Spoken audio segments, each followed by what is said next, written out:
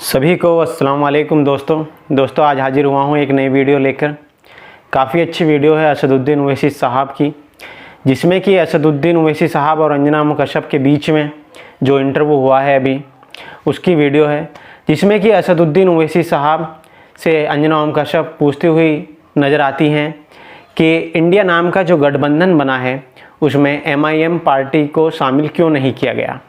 तो असदुद्दीन ओवैसी साहब ने बताया कि इंडिया गठबंधन के आप 5 नेताओं को बुला लीजिए, जिसमें कि वो मेरे सामने 5 मिनट भी नहीं टिक पाएंगे। आप उन्हें टाइम दीजिए और फिक्स करके उन्हें बुला लीजिए, मैं आता हूँ, वो मेरे सामने 5 मिनट भी नहीं टिक पाएंगे।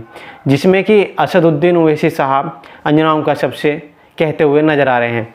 तो दोस्तों आइए सुनवाते हैं असदुद्दीन ओवैसी साहब क्या कहते हुए नज़र आ रहे हैं इस वीडियो में।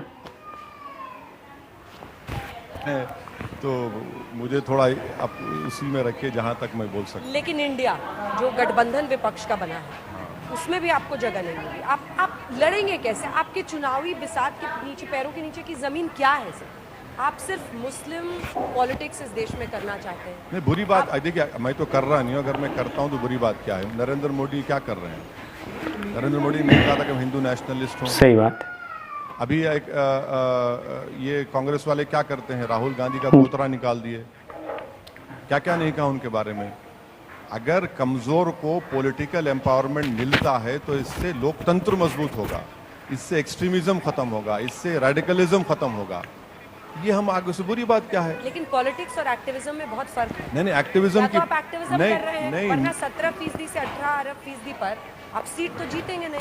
आप फायदा बीजेपी को कर देंगे। कोई मेरी वजह से अगर बीजेपी को फायदा हो रहा तो मैं तो आपको कहूंगा कि आप एक दिन 2 घंटे का प्रोग्राम कर लीजिए।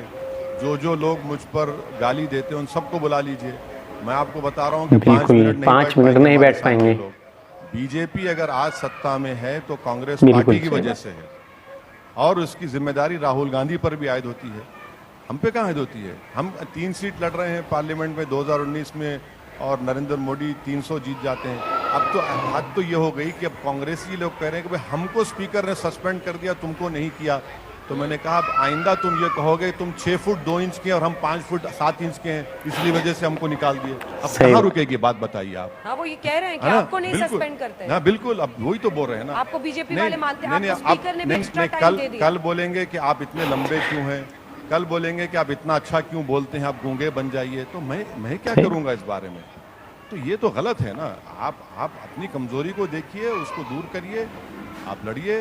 आप कौन रोक रहा है? आपको हराइए। हम भी नहीं चाहते कि दोबारा तीसरी मर्तबा इस अजीज वतन अजीज के प्रधानमंत्री वजीर आजम नरेंद्र मोदी बने। हम अपनी तरफ से कोशिश कर रहे हैं, हम कोशिश करेंगे, जहाँ जहाँ हमसे हो सकेगा हम कोशिश करेंगे और करते आए। के जो गठबंधन के नेता अगर बाहें खोल दे तो आप जाना चाहेंगे? बाहें खोल दें, क्योंकि अविश्वास प्रस्ताव के खिलाफ आपने साथ दिया ना उनका। नहीं, हमने उनका साथ नहीं दिया। हमने BRS पार्टी के नो कॉन्फिडेंस मोशन पर हमने साथ उनका दिया। नो कॉन्फिडेंस मोशन की हम तायद में खड़े रहे, मगर BRS पार्टी के नो कॉन्फिडेंस मोशन की तायद में खड़े रहे थे। वो बाहें वाहें नहीं खोलेंगे, हमको मालूम, और हमको जरूरत भी नहीं है।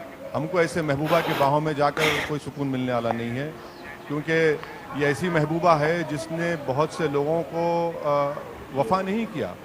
जो लोग उसको महबूब समझे और चले गए, वो बेचारे, उनकी खबरें बन गई और महबूबा अभी तक जिंदा है। तो हमको ऐसी महबूबा की ना जुल्फ़ों की ज़रूरत है, ना इनके गले में जाकर। हमको दूर से मालूम कि ये बड़ी ख़तरनाक महबूबा है, दूर रहो इससे। एक तरफ महबूबा है तो दूसरी तरफ महबूब है, तो हमको दूर रहना चाहिए। लैला मजनू का खेल बहुत हो रहा है, तो अब हमको एहतियात करना है। अब दुकानदार की मोहब्बत है, एक तरफ चौकीदार के दावे हैं, तो अब इसमें हमको दूर रहने की ज़रूरत है। पर एक और समस्या है सर आपकी, जो मुझे दूर से नज़र आती है, वो ये है कि मुस्लिम आपको तो महबूब मजनू सब मान लेते हैं, लेकिन जब वोट देने की बारी आती है तो उस क्षेत्रीय दल को चुन लेते हैं, जैसे यूपी में समाजवादी पार्टी को, बिहार में RJD को, या नीतीश बाबू की पार्टी को। अभी आए थे ना मोहतरम, यहाँ से गए हैं, महाशय बोल के गए हैं। आपने सुना, उन्होंने आप सबको ज्ञान दिया, हम सुन रहे थे, बाहर बहुत आवाज़ें आ रही थी। तो खैर वो तो नाकाम साबित हुए। वो इतना वोट, मुस्लिम वोट उनको मिला, शायद ही उनकी पार्टी की तारीख में इतना वोट मिला होगा। उनको वोट मिला, मगर तब भी बीजेपी जीत गई। हम यही तो बात कह रहे हैं कि बीजेपी को हराने की जिम्मेदारी सिर्फ एक समुदाय पर नहीं है, मगर आज नहीं तो कल मुसलमान इस बात को समझ रहा है कि भैया ये जो गले में हमारे सांप डालकर हम नाचते हैं ना, वो नाचने की जरूरत नहीं है। आप इस सांप को निकालिए और उनके गले में डालिए, बोलिए अब आप नाचिए। ये इलेक्शन चुनाव आता है, अब देखिए ये तो हो रहा है। ये भाषण आपका सुनते हैं, असद भाई करते हैं, लेकिन वोट उनको दे देते हैं। अगर सुनिए, और उसकी वजह क्या है, क्योंकि वो देखते हैं कि क्या आप बीजेपी को डिफीट कर सकते हैं, नहीं कर सकते। वहीं पर बात अटकती है। 17-18% के साथ आप नहीं डिफीट कर सकते। आपको अन्य जातियों के भी, आपको हिंदू वोट्स भी चाहिए होगा। फिर आप कन्हैया लाल को कितना मिला और के परिवार को कितना मिला और जुनैद के परिवार को कितना मिला, जब आप बोलेंगे तो आप एक समुदाय को हर्ट करते हैं। नहीं, हम बिल्कुल हर्ट नहीं कर रहे हैं। हम ये कह रहे हैं कि इक्वालिटी होनी चाहिए, यूनिफॉर्मिटी होनी चाहिए। इंसान चाहे हिंदू या मुसलमान हो, उसका कत्ल होता है। अगर आप मज़हब के नाम पे कहेंगे कि इस मरने वाले की जान की कीमत ज़्यादा थी, उसकी कम थी, तो गलत है, वो गैर इंसानी बातचीत है। मुझे वोट नहीं मिल रहा है, मुझे मिलेगा वोट, और जिस दिन मिलेगा आप तमाम लोग चौकन्ना रह जाएंगे। इंशाल्लाह जरूर होगा। देखिए, एक पीरियड होता है, लोग तंग आ चुके हैं इन लोगों से, दोनों तरफ से तंग आ रहे हैं। कभी घरों को तोड़ दिया जाता है, तो कभी राजस्थान से किसी को किडनैप करके लेकर चले जाता है। तो इसमें तब्दीली आएगी। अब रहा सवाल कि कामयाबी, आप जो बार बार बोल रहे हैं हमको, मैडम देखिए, ज़िंदगी में जो है ना, बास चीज़ें प्रिंसिपल्स भी होते हैं, उसूल होते हैं। हम पॉलिटिशियन ज़रूर हैं, हो सकता है कि हम में कम प्रिंसिपल हो, मगर इतना तो हम जानते हैं कि हम जो लोग हमारे लिए वोट डालते हैं, इस उम्मीद पर वोट डालते हैं कि भैया कम से कम तुम जब खड़े होगे तो हमारी दर्द की, हमारी तकलीफ़ की, हमारे हक़ की तुम बात करोगे। वो कर रहे हैं। आज नहीं तो कल होगा, नहीं होगा तो कोई परवाह नहीं। कौन सा क़यामत में आ जाएगी। कम से कम हम ये गम लेके तो ख़बर में नहीं जाएंगे कि अरे हमने कुछ नहीं किया, कुछ नहीं बोला। हम कोशिश करेंगे, आज नहीं तो कल वो हमको ये लग रहा है कि जो नौजवान नस्ल है, पीढ़ी है, वो इस बात को अब महसूस कर रही है कि ये सब लोग हमको बेवकूफ़ बना रहे हैं, करते कराते कुछ भी नहीं है। अब देखिए चेंज आएगा।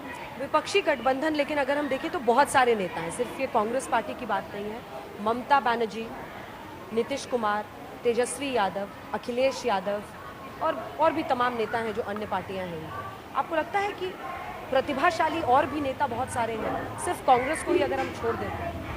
देखिए, इन तमाम में दाग है, इन तमाम में दाग है। ममता बनर्जी बीजेपी के साथ नहीं थी, पर अब लड़ रही है ना। नहीं, देखिए है ना, हम तो नहीं थे बीजेपी के साथ। फिर आप नीतीश कुमार बीजेपी से ही मुख्यमंत्री एक नहीं 2-3 मरतबा बन गए।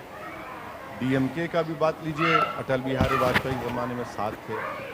तो ये शरद पवार का देख लीजिए कि इनकी पार्टी खुद लोग कह रहे हैं कि 2019 में हम लोग तय कर रहे थे बीजेपी के साथ जाने के लिए। अब उनकी पार्टी में क्या बोलना चाहिए, डिवीज़न हो चुका है। तो जितने लोग हैं ना, जब इनकी ज़बान से ये जो सेकुलरिज्म की बात करते हैं तो हमको ज़रा हंसी आती है। तो वो लोग ये समझते हैं कि हम हैदराबाद में बोलते हैं कि भैया हम क्या कान में फूल लगा के उतरे, अब इस तरह की भाषण दे रहे हैं। तो ये है, इनका रिकॉर्ड है, अच्छा है, लड़ रहे हैं। देखिए क्या होता है। अभी तो 2024 के चुनाव आते आते देखेंगे आप, बहुत से अभी तब्दीलियाँ, चेंजेस होंगे। कौन कहाँ रहेगा, किधर बैठेगा, नहीं मालूम। अभी देखते जाइए। जैसे आपने ये बात की तो अरविंद केजरीवाल का नाम, हाँ बिल्कुल, वो भी है ना, वो भी है। कांग्रेस के साथ यहाँ पर 7 सीटों को लेकर दिल्ली में ही अभी से मतभेद आने लगे। नहीं होगा, नहीं होगा, नहीं मालूम, पर उनको देखेंगे आप, अलायंस करेंगे, कितने जीत पाएंगे, नहीं जीत पाएंगे। उनका जो व्यू है हिंदुत्व के बारे में अरविंद केजरीवाल का सबके सामने है। और मैं तो कह रहा हूँ आपको कि मैंने पार्लियामेंट में कहा था कि इनको तो यहाँ पर एक दिल्ली में बीजेपी का, आरएसएस का थिंक टैंक है, उसने पैदा किया इनको, उसी ने उनको पूरा ताकत दी, उसी ने उनको इश्यूज ला कर दिए, तो उसी से उनका प्रमोशन हुआ। तो वो तो नहीं जानते क्या? लोग जानते हैं। अब देखिए, आज अचानक ये लोग जो निकाब पहनते हैं और ये समझते हैं कि लोग इनके पास को भूल जाते हैं। इनका पास सबके सामने, इनका प्रेजेंट देख रहे हैं हम क्या कर रहे हैं वहाँ पर। दो नेताओं की बात तो देखिए, जिसमें कि असदुद्दीन ओवैसी साहब से अंजना कश्यप कहती हुई नज़र आती हैं कि नौजवान बहुत ज़्यादा असदुद्दीन ओवैसी साहब से जुड़ा, खास करके यूपी में वो वोट में तब्दील नहीं हो पाया। तो उसमें कि असदुद्दीन ओवैसी साहब ने बताया कि मेरा काम करने का है। लेकिन दोस्तों मैं आपको बता दूं, इसका सबूत अभी मेरठ में देख लीजिए, जिस तरीके से बदलाव आया। MIM पार्टी के कैंडिडेट अनस जो कि दूसरे नंबर पर रहे, उन्होंने समाजवादी को पिछाड़ दिया। तो इस तरीके से बदलाव नज़र आ रहा है, धीरे धीरे बदलाव नज़र आ रहा है। लोग MIM पार्टी की तरफ, असदुद्दीन ओवैसी साहब की पार्टी की तरफ जा रहे हैं, जिसमें कि असदुद्दीन ओवैसी साहब से जुड़ रहे हैं जिन लोगों ने समाजवादी पार्टी हो या अन्य पार्टी जो भी हो, उत्तर प्रदेश में जो धोखा दिया है मुसलमान को, अब उसका रिजल्ट असदुद्दीन ओवैसी साहब की तरफ रुख होता हुआ नज़र आ रहा है। तो दोस्तों हमारी वीडियो को लाइक करें, कमेंट करें और चैनल को सब्सक्राइब ज़रूर कर लें। मिलते हैं अगली वीडियो में। अस्सलाम वालेकुम।